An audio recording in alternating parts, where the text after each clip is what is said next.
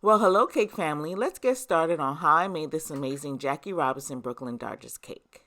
To start, we're going to add a dollop of frosting onto our cake board. For this order, I placed a 10-inch cake board underneath the actual base, as this cake is on the heavier side and will be transferred to a thicker board later.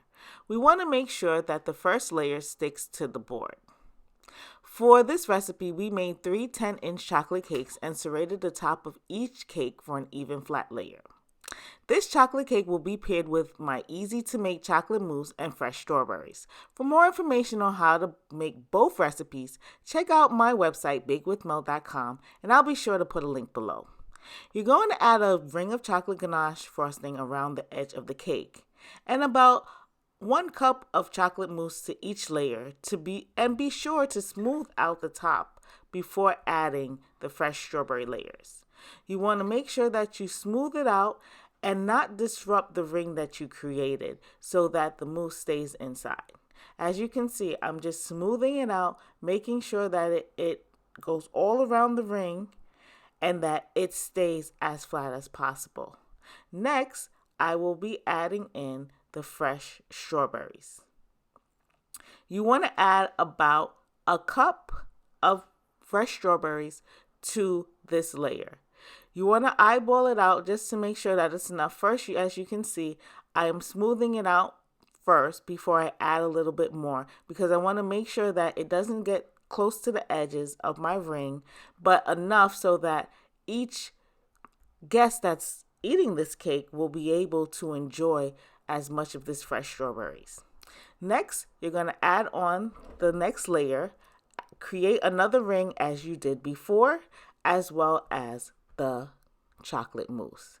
Keep adding the mousse, smoothing it out as we did previously until we get that even layer as previous. So, as before, we added in a cup of frosting. You see my ring got a little bit messy, but we can just easily fix that with our spatula. And we're going to smooth out the chocolate mousse to meet the ring. Keep doing that until it is still flat so that you can add your fresh strawberries. From there, we're going to then add on the last layer. Keep smoothing it out till it looks good and that you can then add your strawberries. Perfect. Doesn't look great, guys?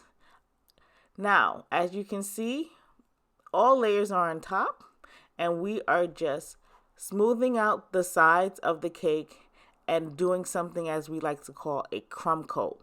This will make sure that everything stays on. Now, we're at our last step of adding in our white frosting. The client wanted to add the white frosting to pop onto the edible image that we'll be using later. So, we're going to be adding in this frosting and smoothing it all around. Because this is the last layer that we've had on, we want to add this second coat on heavy as we're going to be using the Wilton's Ice Comb set to get a professional detailed look as we did with one of our previous cakes. So we're adding it on thick. To use this tool, you're going to hold the edge of the comb straight against the freshly iced cake, pulling the comb in one direction along the surface in a small, even manner. I like to use the bench scraper for the top because it's the best tool to get everything on. Now we're at one of my favorite parts in putting on the edible image. This was the image that the client picked out. I think it went so well with the theme. So if you're looking for an edible image, I'll put the link below for where I was able to purchase this. And I think it went great with our Brooklyn Dodgers theme that the client was looking for. So you're going to smooth it on with your fingers just to make sure that there's no bubbles or creases and that it's evenly onto the cake.